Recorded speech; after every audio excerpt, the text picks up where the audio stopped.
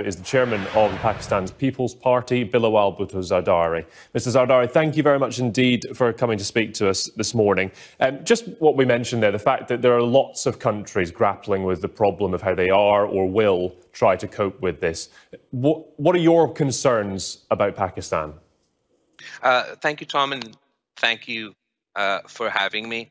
Absolutely. I mean, this is a global pandemic that has caused the entire globe and all countries to scramble in their response, and Pakistan has been doing the same. As far as the international response to COVID and Pakistan's response to COVID, we do have our concerns. Internationally, we've seen over the past 5 to 10 years the world move away from multilateralism and towards a more popular nationalism at a time when the globe, at a time when the world needs to be cooperating as far as supply chains for what we need to deal with the emergency of the pandemic, and eventually we hope for a vaccine. We see that the United States has a president who has scoffed at multilateralism, who has engaged in trade wars, and who currently in places like Iran, still inhumane sanctions are in place that put the people of Iran and the people of the region in danger.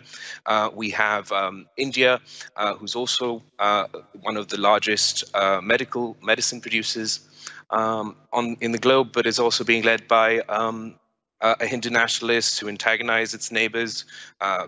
The state of Kashmir, with the Muslim population, has been in a lockdown for 250 days since before Corona. So there's that aspect of our concern about whether there'll be an equitable, egalitarian response at a global level, where we have poor countries and rich countries receiving what they need to save their citizens' lives. Yeah, what about your own Prime Minister? I mean, you're obviously in opposition, the Pakistan People's Party, but your own Prime Minister Imran Khan, having to deal with a population, I think he said in a recent address, of course, you know this, that 25% of Pakistanis can't afford to eat 2 times a day as it is. You've gone into lockdown. I mean, how big is the concern about the effect the lockdown has on the Pakistani people? The effect of both the coronavirus and the lockdown are going to be immense on the people of Pakistan. While we are in opposition and have been playing a very vehement and aggressive role within the opposition, as soon as the coronavirus reached the shores of Pakistan, the opposition parties came forward and offered to set aside all differences to work with the federal government. Unfortunately, the federal government in Pakistan has been slow to respond, almost apathetic. There's been confusion and lack of coordination that only adds to our problems and our woes.